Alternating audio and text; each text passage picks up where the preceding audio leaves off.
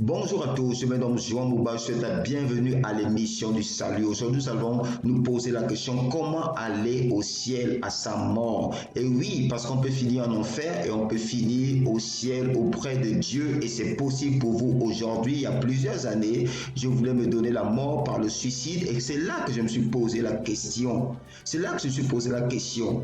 Je me suis dit, Dieu, si tu existes vraiment, voilà ma dernière prière.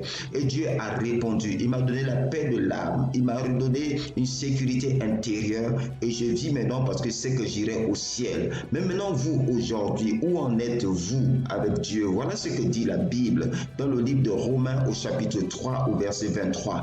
Car tous ont péché et sont privés de la gloire de Dieu. Donc tout homme sur la terre a déjà fait le mal, a déjà menti. Pour Dieu, il n'y a pas de petits mensonges. Juste un petit trou dans le pare-brise de la voiture peut déjà faire en sorte qu'on ne voit pas bien la route. Donc pour Dieu est un Dieu parfait. Mais comment ce Dieu parfait peut-il venir sauver un homme, une personne qui a déjà commis des péchés? Vous voyez? Et c'est pour ça que Dieu a prévu donc un chemin pour cela. Est-ce que vous avez déjà péché dans votre vie?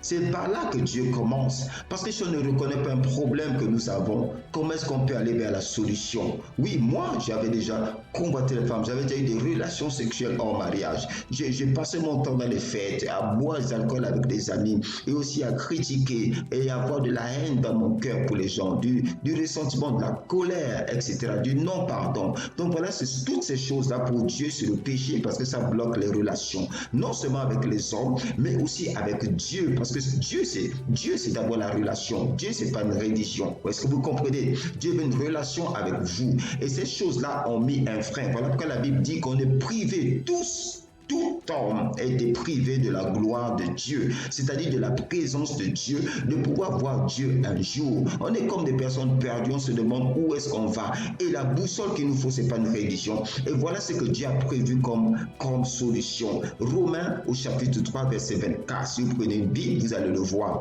Et ils sont gratuitement justifiés par sa grâce, par le moyen de la rédemption qui est en Jésus-Christ. Je vais décortiquer ça simplement. Gratuit. Donc ça veut dire que vous n'avez pas d'argent à payer pour cela. Ça ne veut pas dire que vous n'avez pas des efforts particuliers. Vous n'avez pas 10 000 prières à faire pour avoir ça. Vous n'avez pas besoin d'adhérer à une religion particulière. Non, ils sont gratuitement justifiés. Ce qui est gratuit. Comprenez-le comme ça. Dieu est clair. Quand Dieu dit quelque chose, il le pense. Quand il pense quelque chose, c'est ce qu'il dit aussi. Et ils sont justifiés. Justifiés, c'est quoi? Lorsqu'on a fait quelque chose, on est coupable. Donc tout petit péché, peu importe dans notre vie, petit ou gros qu'on a fait, on est coupable devant la justice universelle, devant la justice de Dieu. Est-ce que vous comprenez? Et c'est juste. Dieu ne peut pas prendre certaines personnes qui ont fait le mal, il les amène au paradis, et d'autres qui n'ont pas fait le mal. D'accord, il les amène aussi au paradis. Il ne peut pas aller au même endroit, sinon Dieu ne serait pas juste. Est-ce que vous comprenez? Donc justifier, c'est-à-dire que Dieu a trouvé un moyen pour vous déclarer juste, gratuitement. Vous voyez, vous avez des péchés et Dieu vous déclare juste. Comment ça se fait? Et vous allez voir, justifié par sa grâce. Grâce est une faveur imméritée. Imaginez que vous arrivez quelque part, vous avez besoin, je ne sais pas, d'une aide particulière, vous avez besoin de quelque chose de particulier. Et bien, quelqu'un tout simplement qui a un bon cœur décide de vous le donner. Il décide de vous faire ce qu'on appelle une faveur. Qu'est-ce que vous ne méritez pas du tout? Mais il dit, voilà, il vous le donne. Vous devez l'accepter. C'est comme ça que Dieu dit, vous êtes justifié par sa grâce, par le moyen de la rédemption qui est en Jésus-Christ. Et c'est quoi la rédemption? La rédemption, c'est en fait une sorte de délivrance. Imaginez un prisonnier, quelqu'un qui est en prison. D'accord? Et on va venir sortir cette personne de prison. Par quoi? Cette personne est prisonnière parce qu'elle a commis du mal. Ou bien cette personne est esclave de quelque chose, donc du péché. D'accord? Ou cette personne, en fait, est l'esclave d'un maître, d'un certain maître. Et donc la rédemption, c'est quelqu'un d'autre qui vient, en fait, payer le prix pour la liberté de cette personne. Pas une caution, pas une liberté temporaire totale. C'est ça la rédemption, c'est le rachat qui est en Jésus-Christ. Et Dieu nous dit que ce rachat est en Jésus-Christ. Pourquoi? Parce que la Bible nous dit que Jésus-Christ était parfait. Donc Jésus-Christ n'avait pas de péché. Il n'a pas besoin de sauveur. Il n'avait pas besoin d'un rachat. Donc sa mort à la croix devient le rachat pour toute personne. C'est parce que Jésus est mort à la croix et que si vous acceptez Jésus par la foi, c'est à ce moment-là en fait que la rédemption D'accord, ce rachat est appliqué à vous comment? Gratuitement. Et d'un moment à l'autre, vous êtes justifié. C'est comme si vous devenez tout simplement, Dieu vous ramène dans la naïveté. Dieu vous ramène à un état où il efface tous vos péchés. Voilà pourquoi c'est ce qui est parfois difficile pour certains à accepter.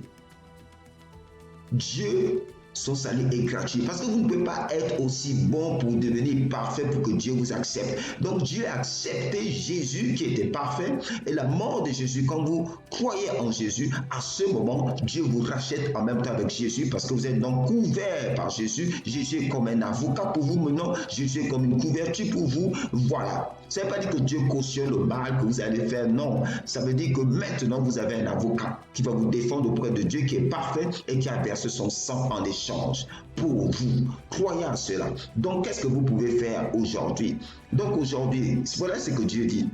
Dans Romains chapitre 10 au verset 9, si tu confesses de ta bouche le Seigneur Jésus et si tu crois dans ton cœur que Dieu l'a ressuscité de mort, tu seras sauvé. Donc vous voyez, Dieu vous tend la main maintenant. Saisissez-la. Saisissez-la, peu importe les problèmes que vous avez faits. Peut-être que vous avez fait du mal, vous dites, oh non, ce mal, c'est impossible qu'on me pardonne. Peut-être que vous avez fait du mal, on vous a rejeté. Aujourd'hui, vous êtes complètement déboussolé. Ou bien aujourd'hui, peu importe la situation, Dieu vous tend la main. Il dit, si vous confessez de votre bouche, si vous dites de votre bouche, Jésus, tu es mon sauveur. Et si vous croyez dans votre cœur que Dieu l'a ressuscité des morts, vous serez sauvés. Parce que Jésus est mort à la croix et le troisième jour, il a été ressuscité, comme il avait dit. Et c'est cette résurrection qui montre qu'aujourd'hui, Jésus a vaincu la mort. Et s'il a vaincu la mort, il a vaincu le péché. Il a vaincu le diable qui avait le pouvoir sur la mort. Et maintenant, il peut vous redonner la vie même après votre mort. Et cette vie, c'est qu'il vous réconcilie avec Dieu. Il vous tend la main maintenant. Saisissez-la. Est-ce que vous comprenez? Confessez de votre bouche, vous devez le dire de votre bouche, pas dans votre cœur, que Jésus est mort à la croix pour vous et qu'il est ressuscité, c'est-à-dire il a vaincu la mort, il est parti de la mort et il est ressuscité, il est revenu à la vie et il est parti auprès de Dieu. Ok, donc voilà ce que vous pouvez faire aujourd'hui. Aujourd'hui, à vous de prier. Priez, parlez avec Dieu maintenant. Et surtout, ne mourrez pas ni par suicide. Si vous mourrez par suicide, c'est un crime contre une personne qui est vous-même. Et c'est un péché grave. Vous ne mourrez pas sans avoir le pardon de Dieu non plus. Même si vous êtes riche, peu importe votre situation, à votre mort, vous avez besoin d'un sauveur pour aller au ciel. Sinon, vous finirez sinon vous finirez en enfer. Donc voilà, faites cette prière avec moi maintenant. Dieu créateur de l'univers. Aujourd'hui, je te demande pardon pour tous mes péchés. Je reconnais que Jésus-Christ, ton Fils, est mort sur la croix pour me sauver et ressusciter le troisième jour. Alors, comme il est ressuscité, il a vaincu la mort. Et comme ta parole le dit, à partir de maintenant, je suis sauvé. Jésus-Christ est mon Seigneur et mon Sauveur. Je suis ton enfant et je suis en route pour le ciel. C'est ce que Dieu vous demande. Croire que Jésus est mort pour vos péchés et que Jésus est ressuscité le troisième jour. Dites-le de votre bouche. Vous devez le dire. Et quand vous le dites de votre bouche, à ce moment, Dieu vous sauve et il vient de vous sauver. Et il vient de vous sauver. Dieu n'est pas un homme pour mentir. Vous pouvez nous contacter pour recevoir du matériel gratuit pour connaître Dieu un peu plus. Si vous avez besoin d'une Bible, si vous n'en avez pas, procurez-vous-en une.